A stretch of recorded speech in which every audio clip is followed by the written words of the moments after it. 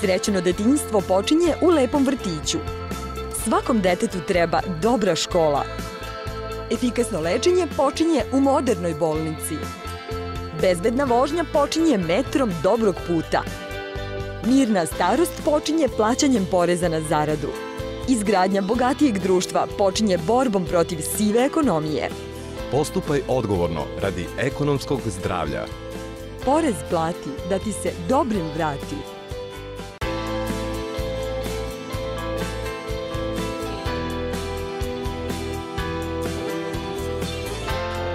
Poznato je da u našoj zemlji retko koje slavlje prođe bez nazdravljanja i žestokih pića.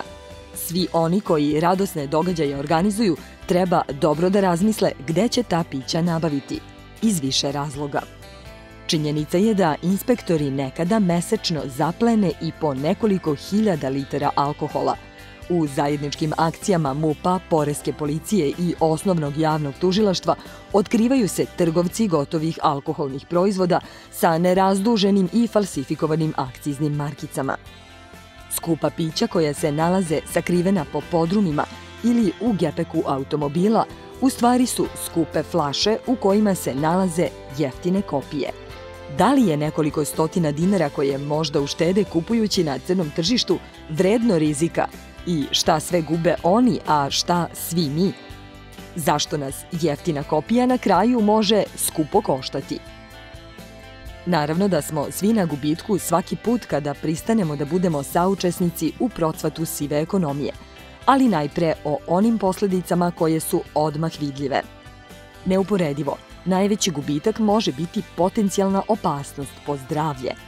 Naime, kod prometa alkoholnih pića koja nisu deklarisana, nemaju akciznu markicu i neophodne papire, najveći problem je to što ti proizvodi nisu prošli potrebnu kontrolu i samim tim nisu bezbedni za konzumiranje.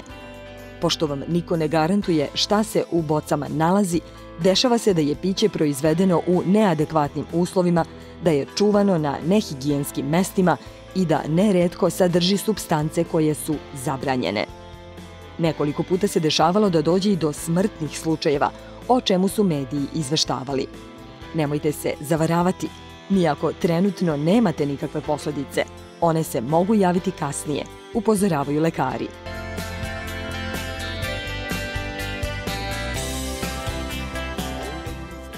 Roba koja se prodaje na crno pre svega nije prošla nikakve kontrole, a drugo nije ušla u sistem PDV-a, naplate poreza, tako da u tom smislu su dve opasnosti, odnosno dva problema. Imamo prvo što država ne dobija novac od takve prodaje, a drugo nikada nismo sigurni kakvog je kvaliteta ta roba koju kupimo i što može da nas dovede u zdravstveni problem.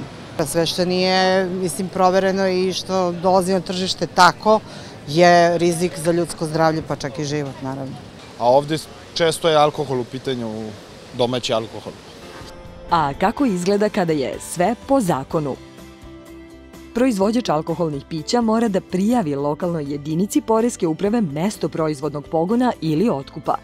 Time se upisuje u registar proizvođača alkoholnih pića koji vodi centrala Poreske uprave.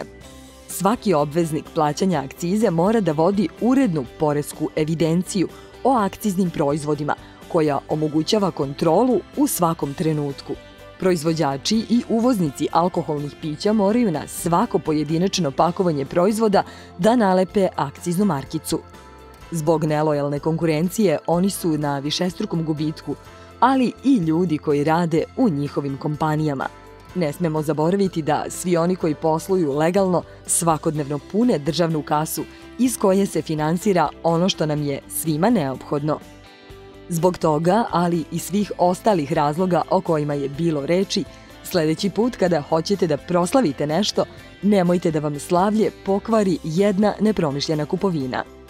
I na kraju, zašto od toga da ima korist neki švercer koji vam je u flašu sipao ko zna šta, umesto da poreski obveznici dobiju ono što im po zakonu pripada, a reč je o milionima dinara.